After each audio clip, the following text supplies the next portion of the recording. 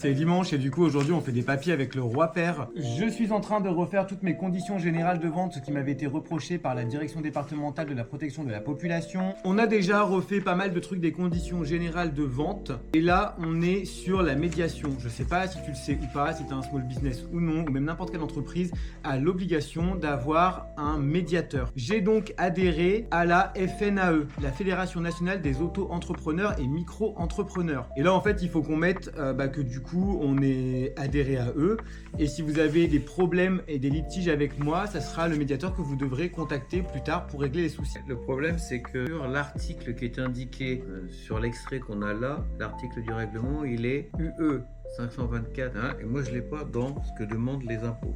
La DDPP. La DDPP, elle part de l'article L 221.5 du Code de la consommation, prévoit de recourir à un médiateur de la consommation conformément aux articles L 616.1 et R 616.1 du Code de la consommation. J'arrive pas à trouver l'article européen. L200. Mais moi quand je tape sur Google, l'article européen, il me dit que c'est bien ça. C'est ça?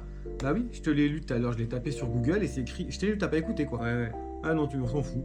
L'article 14 du règlement N11, donc celui qui est écrit dans les conditions générales de vente qu'on a actuelles du 21 mars 2013, relative au règlement en ligne des litiges de consommation qui a institué cette plateforme, impose que les professionnels établis dans l'Union participent à des contrats de vente ou de services en ligne, les places de marché, les litiges établis dans l'Union inclus. 3 petits points. Mais je sais bien, mais là on parle bien d'un règlement, l'article L225. Tu vois, 221, c'est celui-là. Le L221.5, donc celui que l'ADDP nous demande, c'est préalablement à la conclusion d'un contrat de vente ou de fournisseur de services, le professionnel communique au consommateur d'une manière lisible et compréhensible les informations suivantes. Oh là là. Non mais regardez sur quoi on part. Non mais c'est n'importe quoi. Mais je vais pas lire toute cette merde là. Les caractéristiques essentielles du bien, du service numérique ou des contenus, le prix ou le bien des services numériques ou des contenus numériques en application de l'article 1, la date à laquelle ou quel délai le professionnel s'engage à livrer, à fournir les biens.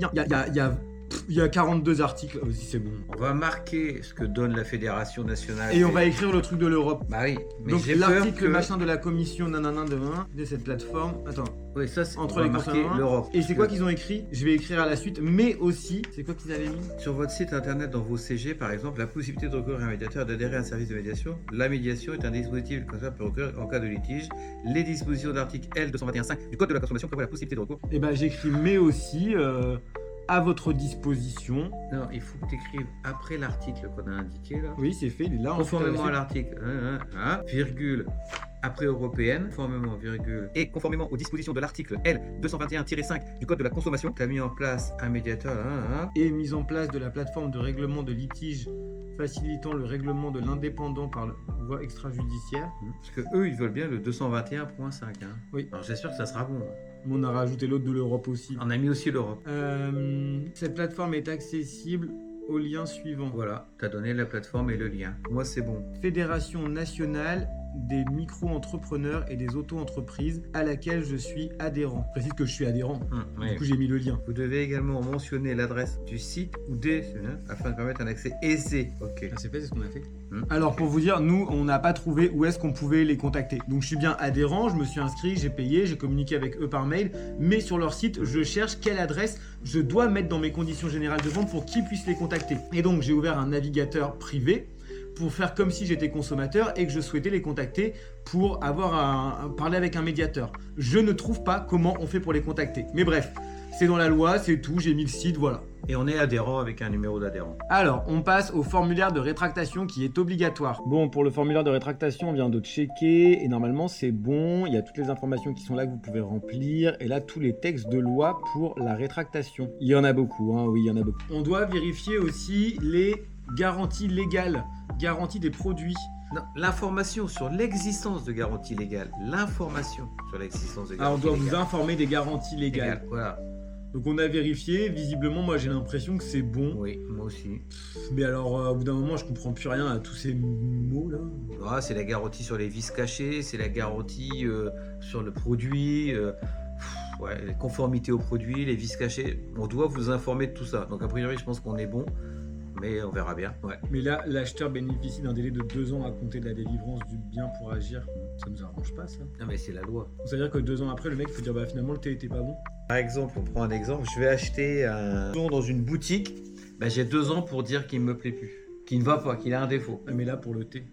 LOT, c'est consommable, donc une fois que c'est consommé, c'est consommé. Alors pourquoi on a cette garantie, C'est l'obligation de l'informer. Ah d'accord, ok. C'est pas une... J'ai l'obligation de l'informer. Et après, en tout état de cause, ça sera le médiateur qui fera son boulot. Alors, on enchaîne avec les délais de livraison. On a retrouvé du coup la partie sur les délais de livraison et on a pour les livraisons, et là en France métropolitaine, le délai est de 3 à 5 jours. On va mettre de 5 à 10 jours. Ah non, on n'a pas le droit de mettre AA. Ah non, c'est pour ça. Mais par contre, non, t'as le droit. Bah, je mets le délai maximum est de... Le délai maximum est de 20 jours. Comme ça, on est large, on se fait pas emmerder. À compter du jour suivant, celui où l'acheteur a passé commande, selon les modalités suivantes, Colissimo ou Mondial Relais. Au plus tard, le délai sera de 30 jours ouvrables après conclusion du contrat. Oui, mais tu vois, le délai, 40 jours. Non, c'est ça bon. va pas. Mais si, pourquoi? Parce que là, tu as mis un délai maxi de 20 jours. Bah oui, et alors. après, tu dis qu'il sera au max, il sera de 40. Oui, une fois déposé à Colissimo et Mondial Relais. Moi, j'ai 20 jours pour l'envoyer et après, c'est Colissimo et Mondial Relais, ils ont 40 jours pour l'amener. On voit large du coup, pour pas être sûr d'être pas emmerdé. Alors, du coup, pour finir, je me permets de leur envoyer mes conditions générales de vente. Bonjour, suite au contrôle, vous m'aviez proposé que je vous envoie mes conditions générales de vente afin de vérifier avec vous si elles étaient bonnes ou non. Je me permets donc de vous joindre le fichier PDF en attendant votre retour. Merci, belle fin de journée. À bientôt, Romain. Et on verra leurs réponses en espérant que tout est bon.